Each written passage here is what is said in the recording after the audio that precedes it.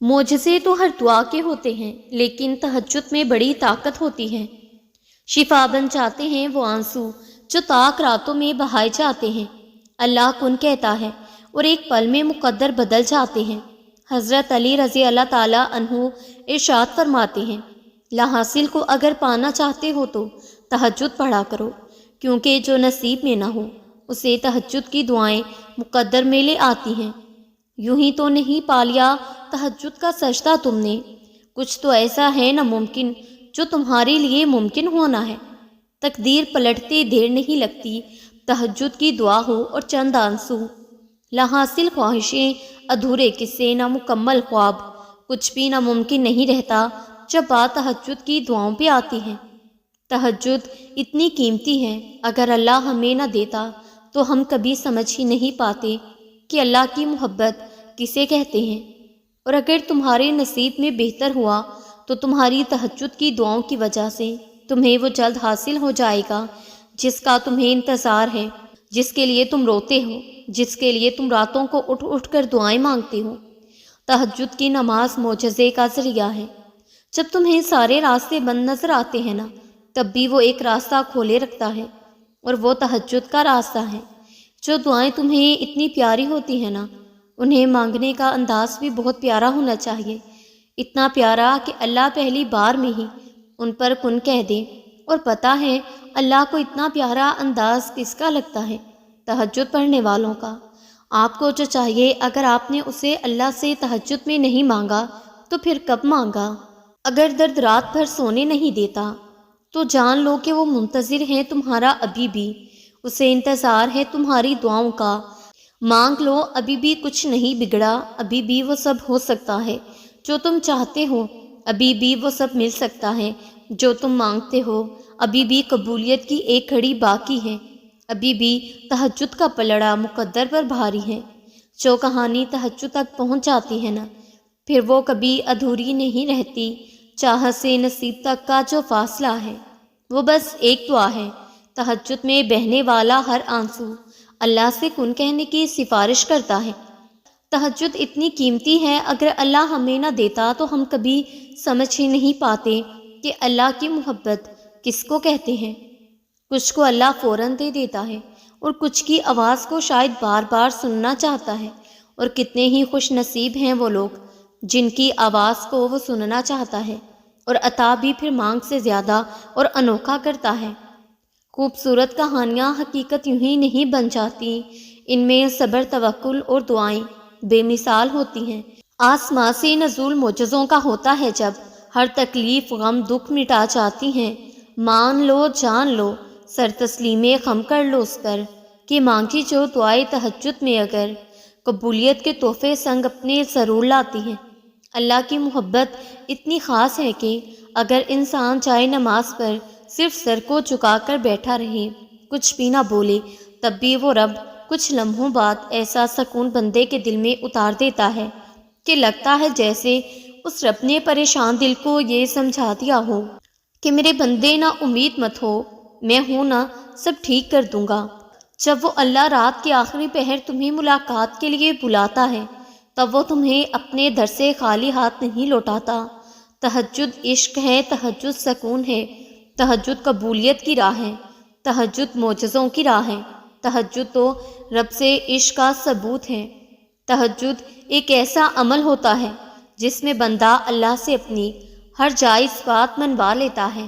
جب انسان خود کو گوا کر اللہ پاک کو ڈھونڈنے نکلتا ہے نا، تو یہ وہ لمحہ ہوتا ہے جہاں محبتوں کی طلب نہیں رہتی، بس محبت بنانے والے کی جستجو لگ جاتی ہے۔ بات یہ ہے کہ محبت تو سب کو مل جاتی ہے، مگر تڑپ کسی کسی کو نصیب ہوتی ہے، اور جس کو یہ تڑپ نصیب ہو جاتی ہے نا، اس کا نصیب اللہ بن جاتا ہے۔ بس پھر معاملہ کن کی حدود سے بھی آگے نکل آتا ہے، اور جو نہیں ہونا ہوتا وہ بھی ہو جاتا ہے۔ جو کہانی تہجد تک پہنچ جاتی ہے نا، پھر وہ کبھی ادھوری نہیں رہتی۔ چاہت سے نصیب تک کا جو فاصلہ ہے وہ بس ایک دعا ہے۔ تہجد میں بہنے والا ہر آنسو اللہ سے کن کہنے کی سفارش کرتا ہے۔ اللہ تعالیٰ جانتے ہیں آپ کو اپنے سوالوں کے جواب چاہیے، اللہ تعالیٰ جانتے ہیں آپ اس کے معجزوں کا انتظار کر رہے ہیں۔ اللہ ان تمام تر آنسوؤں سے واقف ہے جو آپ نے بہائے ہیں۔ اللہ نیند سے خالی ان تمام راتوں سے باخبر ہے۔ اللہ قادر ہے کہ ٹھیک وقت آنے پر ہر چیز آپ اپنی جگہ پر پائیں گے۔ آپ کو اپنے تمام تر سوالات کے جواب مل چکے ہوں گے۔ اس کی محبت کا احساس آپ کو مزید ہونے لگے گا کہ وہ رب کامل تب بھی آپ کے اتنا ہی قریب تھا جب آپ بھٹکے ہوئے تھے۔ بس پھر کچھ ہو نہ ہو، دل میں رب کی محبت ہوگی اور آنکھیں نم ہوں گی۔ آپ کی ایک ایک سانس اس کا شکر بجا لا رہی ہوگی۔ ذرے ذرے میں آپ کو اپنے رب کی اپنائیت نظر آنے لگے گی۔ وہ جو کئی حجابوں سے بھی پرے ہے، وہ آپ کو اپنی شارک میں سمایا ہوا ملے گا، اور ان قریب آپ کا رب آپ کو کچھ ایسا عطا کرے گا جس سے آپ راضی ہو جائیں گے۔ اگر آج آپ یہ آیت پڑھ رہے ہیں تو یہ ان کے لیے ایک نشانی ہے، اور اللہ سے زیادہ کون سمجھتا ہوگا بندے کے دکھوں کو؟ وہ خالق اپنی تخلیق کی ہر ایک نس سے واقف ہے۔ اتنا تو مانتے ہو نا، جو اللہ تمہارے لیے چاہتا ہے کیا تم اس سے بہتر اپنے لیے چاہ سکتے ہو؟ کیا تم وہ جانتے ہو جو اللہ جانتا ہے؟ پھر کیوں مشکل لگتا ہے اس کے فیصلوں کو تسلیم کرنا؟ کیوں نہیں کرتے ہو یقین کہ وہ بہتر لے کر بہترین دے گا؟ ایک وقت لازمی آئے گا جب تم سمجھ جاؤ گے کہ یہ آزمائشیں کیوں آئی تھیں۔ اس کی آزمائشوں کے پیچھے چھپی مصلحتوں پر حیران رہ جاؤ گے۔ تب تک توکل کرو اس پر جو دونوں جہانوں کا بادشاہ ہے، جو مالک کل کائنات ہے، وہ جو ماں سے بھی زیادہ پیار کرتا ہے۔ اس نے آزمائش میں ڈالتے ہوئے کچھ تو سوچا ہوگا، اور جان رکھو کہ تمہاری زندگی میں کچھ بھی اللہ تعالیٰ کی مرضی کے بغیر نہیں ہوتا۔ تو یہ بھی جان لو کہ یہ جس حالات میں ابھی ہو، یہ اللہ کی رضا ہے۔ تمہاری آزمائشیں اللہ پاک کی رضا نہیں تو اور کیا ہے؟ تو اس کی رضا کے آگے سر جھکا دو، صبر کر لو، یہ سوچ کر کے جو ہو رہا ہے اس میں بہتری ہے، اور صبر کرنے والوں کو وہ بہت خاص رکھتا ہے۔ اور ایک دن ان ساری دعاؤں کے جواب تمہیں مل جائیں گے جو تم اللہ سے رات کی اندھیری میں مانگا کرتے ہو، کیونکہ ہر ایک چیز ایک وقت مقرر ہے جو اللہ نے ہماری بہتری کے لیے ہی رکھا ہے۔ دعاؤں کی دیری سے اس وقت کبھی کبھار ہم اللہ سے مانگنا چھوڑ دیتے ہیں کیونکہ وہ دینے میں دیری کر دیتا ہے، اور آپ اتنے بے چین ہو جاتے ہیں کہ اللہ کے بارے میں سب کچھ بھول جاتے ہیں۔ یہ بھی بھول جاتے ہیں کہ جس نے یہ برا وقت مقرر کیا ہے وہ اچھا وقت بھی تو لا سکتا ہے ہمارے لیے۔ ابھی تو کچھ نہیں ہے، لیکن کچھ دنوں یا کچھ سالوں بعد ہمارے لیے سب بہتر ہو جائے گا۔ اللہ نے برا اور اچھا وقت ہمارے لیے کہیں نہ کہیں بہتر لکھا ہے، اور اللہ بہتر جانتے ہیں کیونکہ وہ ہم سے 70 ماؤں سے زیادہ پیار کرتے ہیں۔ تو وہ اپنے پیاری مخلوق جس نے ہمیں خود پیدا کیا ہے اسے تکلیف میں کیسے دیکھ سکتا ہے؟ بس اس پر بھروسہ کرو اور صبر کرتے رہو۔ اللہ کبھی بھی اپنے در سے کسی کو بھی مایوس نہیں جانے دیتا، اور ہو سکتا ہے بس وہ وقت قریب ہی ہو اور وہ ناممکن ہونے والی چیزوں کو ممکن میں بدل دے گا۔